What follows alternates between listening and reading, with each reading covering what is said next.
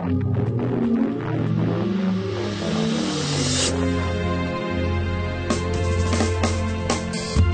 afternoon, everyone. The post-lunch slot always has its own challenges, and then to have to listen to a lawyer as well for half an hour or so, I know must be difficult, but I'm hoping that what we'll actually talk about today will be of some help. So our view is that people drive our business and are not necessarily a cost to our business. But I think that what does set us apart is our focus on what's called employee engagement. We're consultants to BTSR, and you might be wondering, indeed I hope you are wondering, what BTSR can do to support in all this. As part of my HR role, I have to complete the annual training report that they request each year in January.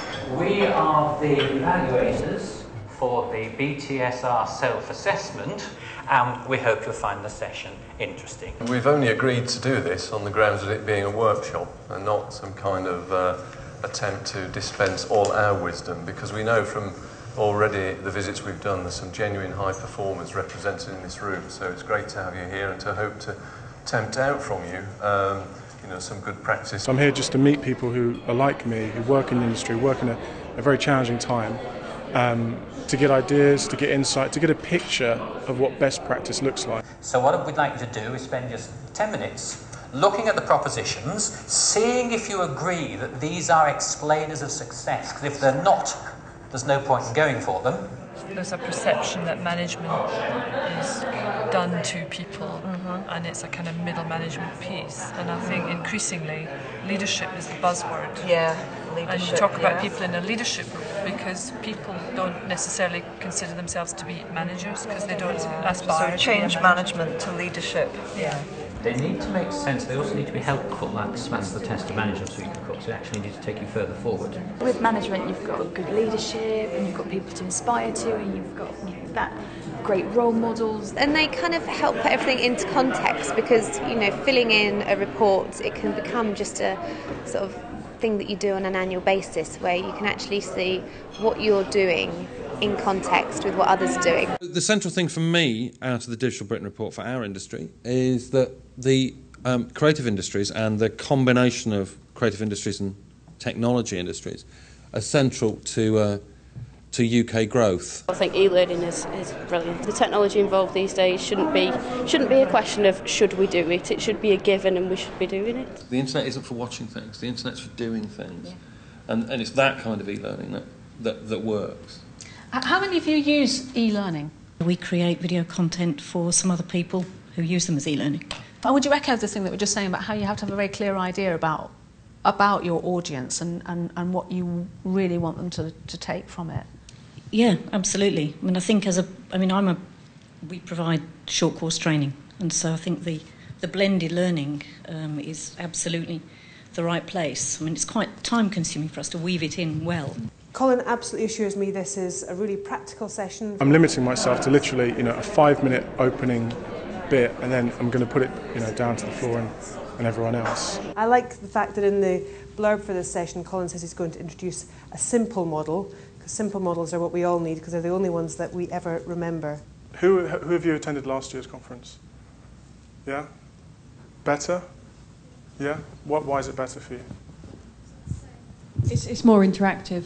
Okay, I'm really glad somebody said that, because this was all this session is going to be about. Yeah, it's going to be about you. So I just want to warm up by, in pairs, I'd like you each to discuss something that you have learned, something new you've learned in the last 12 months and how you learnt it. Things have improved even this year over last year. If I had to do more for next year, more workshops, more case studies, really kind of very nuts and bolts stuff. We saw that in some of the workshops. We saw stress management workshops, for example, really practical. This is show and tell. This is what we've done. This is what works for us. And you can use parts of this in your own environment. The trick is to actually, when people come to you and say, we need a training course, we need some coaching. No, they don't. Why do you need it? What do people need to be able to do? What do they need to learn? What do they need to be able to do better, do differently? And largely, I think L&D should be about the behavioural marathon rather than the educational sprint. Daniel Wayne's session was really quite lively. I mean, he's looking for practical solutions, training on a shoestring. Maximise and leverage talent whilst you have it. Yeah? They're with you, make the most of them. They are unique. They are your unique selling proposition. Yeah? When people actually say, well, what's the difference between us? I say, your people. Because as far as I know, your people are your people, not theirs. So maximise them whilst you have them. And arguably, the more that you look after them whilst they're with you, the longer they'll stay with you once the upturn inevitably comes. Having great people is only part of the story. Having a good, great environment to work is only part of the story. Bring those two together and you get that amazing impact of people giving discretionary effort that Cliff Flewitt talked about at Lewis Silkin. When you get staff doing what's off the job description because it's the right thing to do, then you motor. And that is at the heart of great learning and development strategies. Nigel Payne did a very great wrap-up here at the end, talking about, the stresses that we're all under. Everybody has to, as he said, run faster or you will be food. This is from the Timberland window in Oxford Street. If you're not fast, you're food. Timberland were referring to their running shoes, but I think it applies to companies. It also applies to people working in learning and development. You've got to move fast now. You've got to engage. You've got to engage at the speed at which things are changing. To be honest, I expect it to be a lot more old-fashioned, and it's not been like that at all. It's a shame it's not more often. It's just once a year. This is a quote by Drucker, which seems to fit. Drucker got fed up with all these 4-page definitions of innovation, so he wrote his own. And that's what he came out with, just a few words. Change which creates a new dimension of performance. And it struck me forcibly today that you're all in the innovation business. This is what you do. You build change that creates a new level of performance. And if it doesn't, you shouldn't be doing it. So I think you can wear that badge. You're in the innovation business, you're in the change business, you're in the learning business.